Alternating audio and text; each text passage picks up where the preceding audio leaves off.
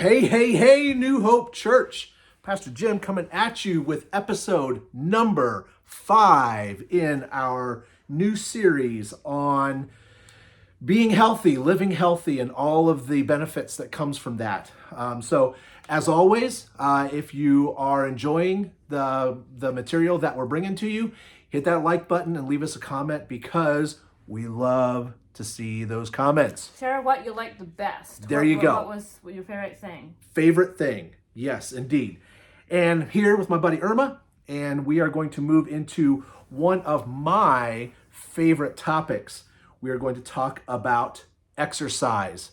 So, Irma, in your notes, you had made an observation that I had never thought of, and I thought this was really good. You said, when God made us, He knew the challenges that we would face inwardly and outwardly. Why don't you start talking about our ability to fulfill the calling that God has for us in the body that He has created for us? Well, the enemy wants us to believe that there's something not quite right about us. And he'll do anything possible to shine light on our insecurities. He does this to keep us bound and unfree so that we will feel unworthy of living the life that God specifically prepared and planned for us to live. That's good. But the truth it is, we are known by God. And He literally shaped us individually in our mother's womb. He put together every detail, every freckle, every molecule. Like He knew what our personality would be and what we'd be passionate about. Like He knew everything about us.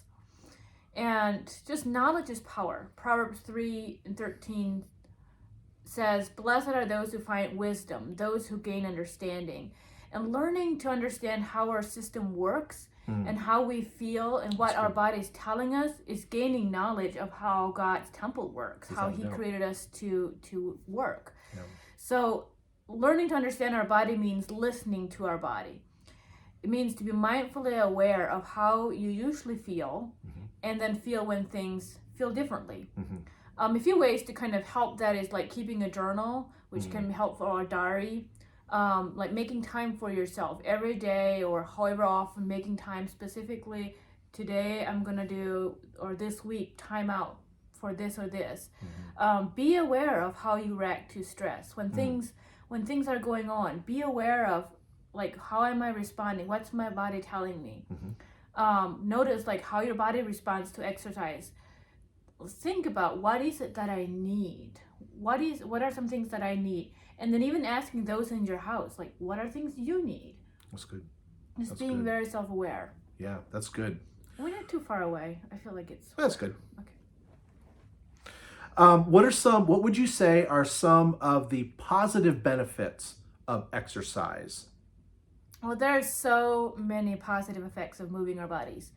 The brain and sympathetic nervous system are activated during exercise to enable the body to carry out work. Things start moving into the direction they're supposed to be going. Circulation gets going. Hormones such as endorphins, what we call the feel-good hormones, are released during activities like exercise. The human growth hormone helps to maintain your blood sugar and fat metabolism and muscle and bone growth. Those are just two of them. I could go on and on, but there are at least 20 different types of hormones that are released while exercising, and they all help the body to respond to physical and mental stress. And so the right amount of exercise can reduce inflammation. There's the key, the right amount, but they're just endless effects. Go ahead. Yeah, and that's so interesting because the things that are actually released naturally in our bodies when we're exercising, for a lot of people, they are going to pills and they're going to medications to try to get those things that if we would just exercise, that stuff, our bodies are created to release those hormones into our bloodstream and to strengthen the muscles and the bones and all of that. Yeah. And many of them actually act kind of like a natural pain reliever. Yes. Like they activate the same parts of the brain that morphine does. So interesting. So interesting. Okay. So who would you say, who benefits from exercise? Pretty much everyone can benefit from some sort of physical activity. Mm-hmm. For most adults, activities like walking or riding a bike or swimming are safe. I mean, especially if you build up slowly. This doesn't mean if you have an autoimmune that you need to go do push-ups and lifting in a gym. It might mean doing a short walk every day, or even just doing very simple stretches for 5 minutes a day for a while. 10 minutes, 11 minutes. Just something that seems possible. I know that was a big one for me. I dealt with so many autoimmunes, and I struggled with it for a long time. But even just every hour, getting up and doing a few jumping jacks, or doing, just holding out, just doing very simple stretches, can really make a difference. Even we had. I am a CrossFitter. We had for a long time. There was a woman she was into her 90s. And she was coming in for CrossFit because for her, she wanted to strengthen her balance, and she wanted to develop because because of her age, she had lost a lot of her balance, and so she was in there about every other day working with the coaches on developing balance, strengthening your balance. We've got people who are into their mid and late 70s who are a regular part of that vigorous exercise. So I would agree with you. Who benefits from exercise? Everybody benefits from some kind of exercise, which leads us to the next question. How do you know what kind of exercise is best for you?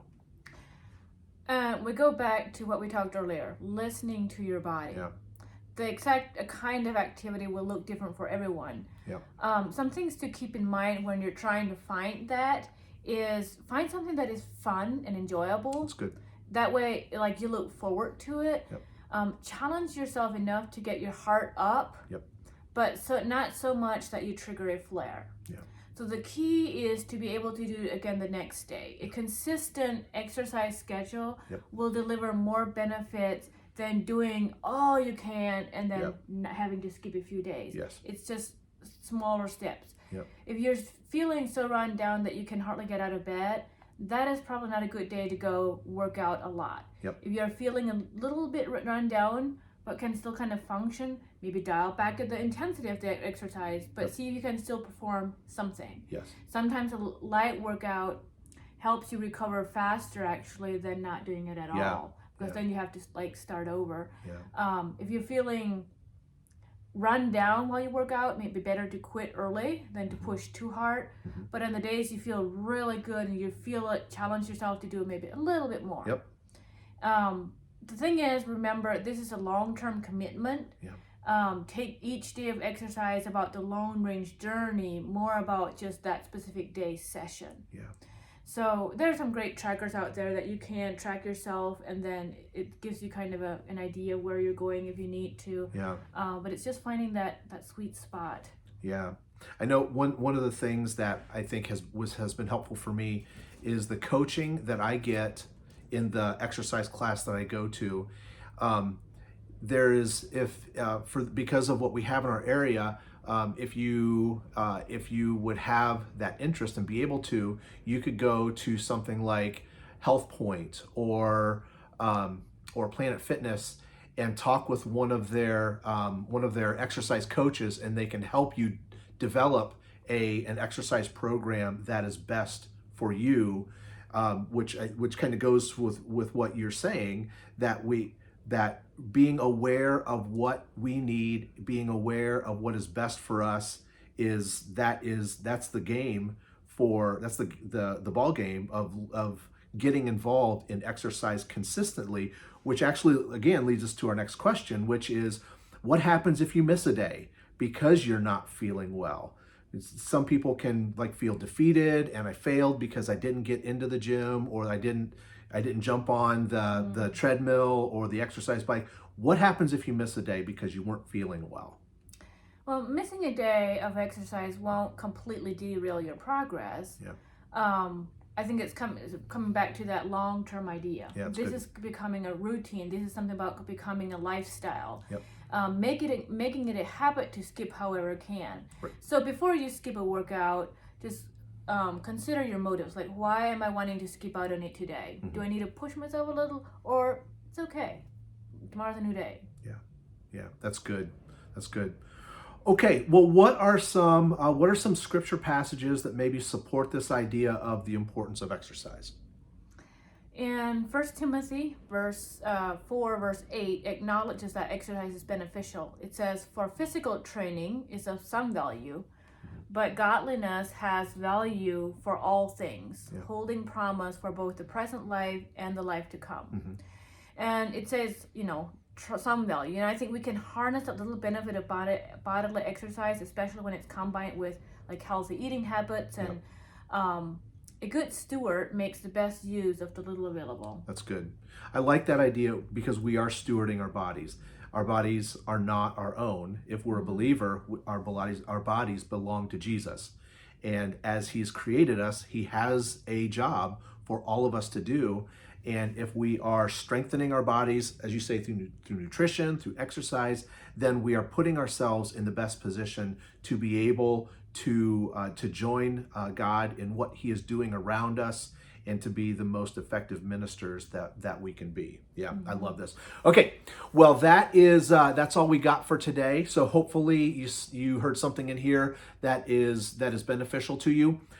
We have one more that we will be coming back with to you next week. So we're looking forward to hitting on our last one. So everybody have a what's that? So I'm excited for that. I am as well. So everybody have a great rest of your week, and we shall see you very soon.